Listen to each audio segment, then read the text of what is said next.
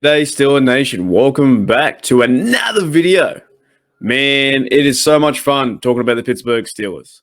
Guys, if you enjoy the content, hit that sub, hit that like.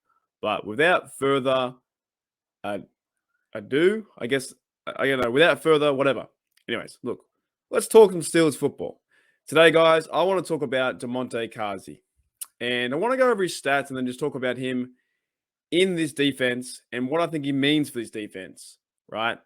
And I don't think the Steelers will be cutting Damontae Kazee. Now, I think they'll be using him on the depth chart like third and more that like, you know, hover kind of guy like a nickel or dime or stuff like that.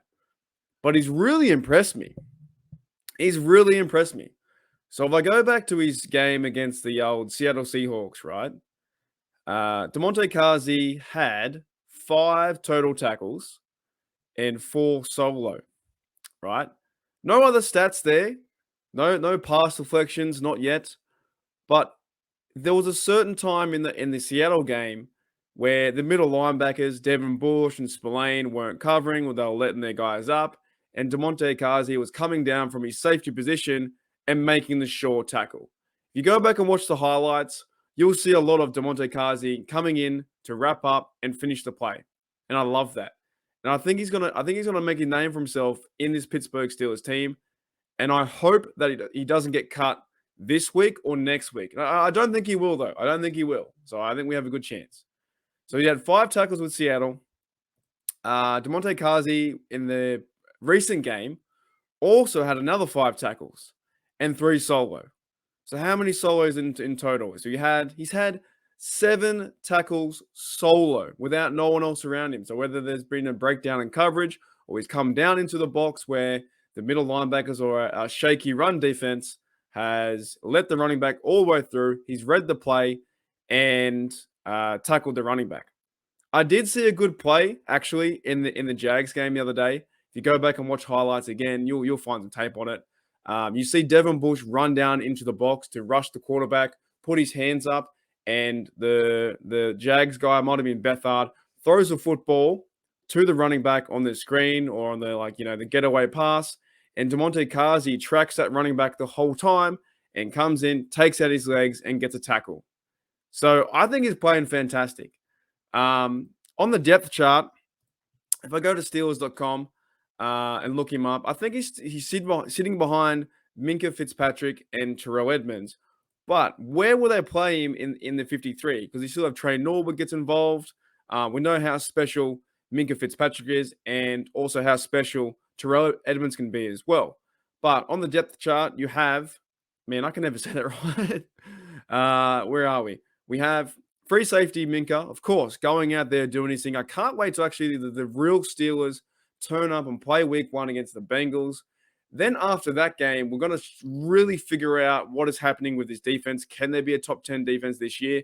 Yes, we have a lot of problems at middle linebacker, but I think with a certain few pieces and using Damontae Kazee in this team is going to be super fun to watch. And I think he'll be key to the defense too. Because so far in the first 2 games, he's wrapping up, he's tackling, he's reading the play, and he's making stops that the other Steelers aren't making.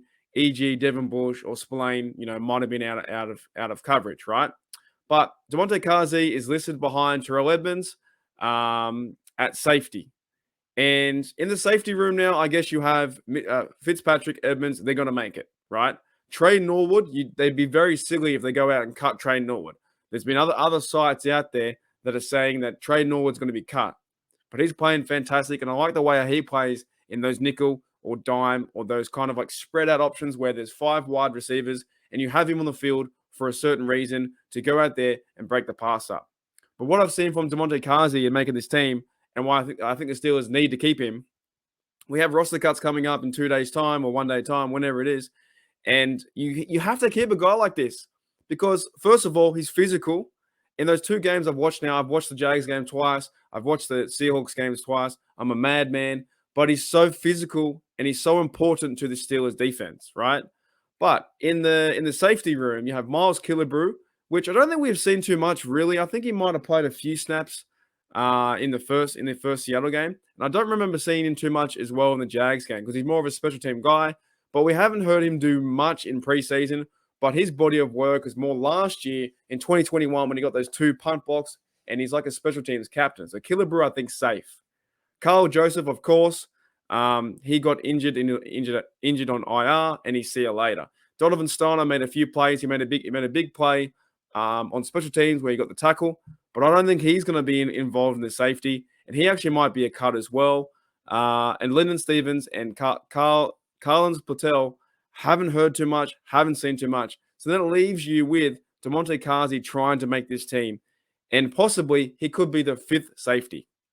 Minkah, Terrell, Norwood, Killebrew, and then Kazee. But is he really the 5th safety? Because he might have more playing time than Norwood and more playing time than Miles Killebrew. But guys, let me know in the comments below what you think about Damontae Kazee. I love him. I think he's awesome.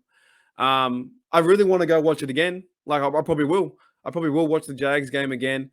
And just seeing him come down into the box, that one play of Devin Bush finally rushing the quarterback and Damontae Kazee reading the play, reading where the running back's going to be, not where he is, where he's going to be, tracks him, right? Like a good safety does, breaks on the ball and makes a tackle. And I think I might have been 3rd down or near 4th down. It was absolutely amazing.